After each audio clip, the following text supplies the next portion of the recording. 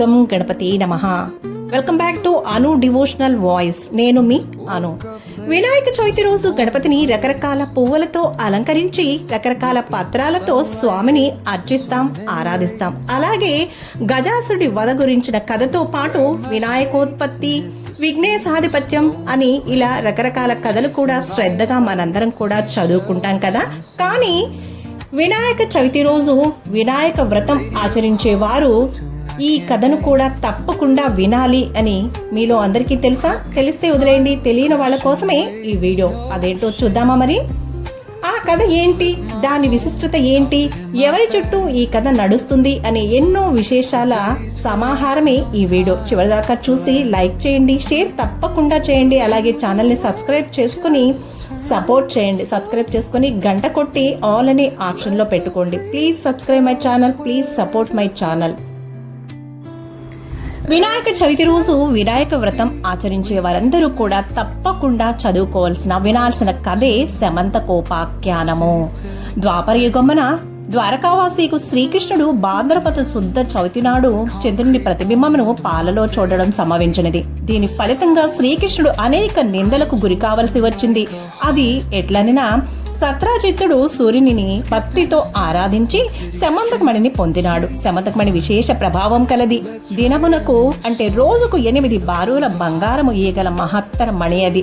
ఒకనాడు శ్రీకృష్ణుని దర్శనార్థమై సత్రాజిత్తుడు వచ్చినప్పుడు శ్రీకృష్ణుడు ఆ మణిని చూసి తనకి ఇమ్మని కోరాడు. కానీ సత్రాజిత్తు అందుకు అంగీకరించలేదు. కొన్ని రోజుల తర్వాత సత్రాజిత్తుని తమ్ముడగు ప్రసేనుడు శమంతక మణిని ధరించి వేటకు వెళ్ళినాడు. అడవిలో ఒక సింహము అతన్ని చంపినది. ఎన్ని రోజులైనా తన సోదరుడు రాకపోవడంతో సత్రాజిత్తుడు రకరకాలుగా ఆలోచించి మార్గము తోచక శ్రీకృష్ణుడు తన తమ్ముణ్ణి సంహరించి హారాన్ని దొంగిలించాడు అని తనపై నింద వేశాడు. శ్రీకృష్ణుడు తనపై పడిన నీలాప నిందలను రూపుమాపుకొనుటకు బయలుదేరాడు. శ్రీకృష్ణుడికి ఒక చోట ప్రసేనుని కళేబరం కనిపించింది.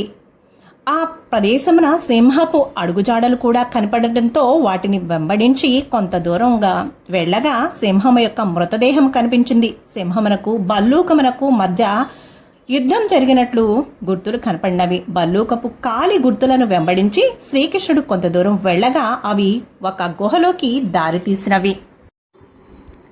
గుహలో అడుగుపెట్టిన శ్రీకృష్ణుడు నిద్రిస్తున్న ఒక బాలిక ఉయ్యాల తొట్టికి వేలాడగట్టబడిన శమంతకమణిని చూశాడు. శ్రీకృష్ణుడు ఆ హారమును అందుకుపోయే సమయమున భయంకరముగా గర్జించుచు ఒక బల్లూకము అతనిపై పడింది. వారిరువురు మధ్య భీకర పోరాటం సాగింది.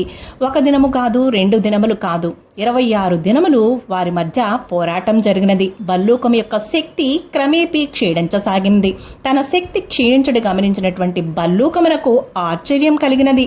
దానికి కారణము అది మామూలు బల్లూకము కాదు, మహాభక్తుడు, శక్తిమంతుడు అయిన జాంబవంతుడు.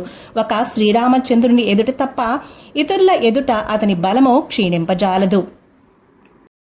తాను ఇప్పటి వరకు పోరాడుతున్నది తన దైవముతోటి అని గ్రహించిన జాంబవంతుడు పోరు నిలిపి స్తోత్రము చేయట ప్రారంభించినాడు.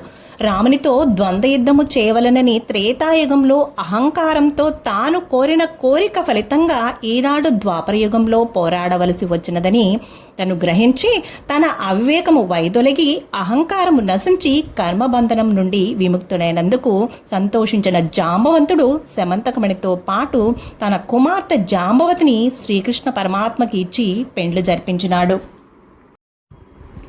శ్రీకృష్ణుడు శమంతకమణితో తిరిగి వచ్చి తరువాత పురజనులందరినీ కూడా పిలిపించి జరిగిన వృత్తాంతమంతయు చెప్పి మణిని సత్రాజిత్తునకు అప్పగించెను. వినాయక చవితి నాడు వినాయకునికి యథాశక్తితో పూజించి శమంతకోపాఖ్యానమును విని కథా అక్షంతలు శిరస్సున ధరించుకున్న వారికి చంద్రదర్శనము కలిగినను అంటే చంద్రుణ్ణి చూసినను దోషము కలగదని శ్రీకృష్ణుడు తెలిపినాడు.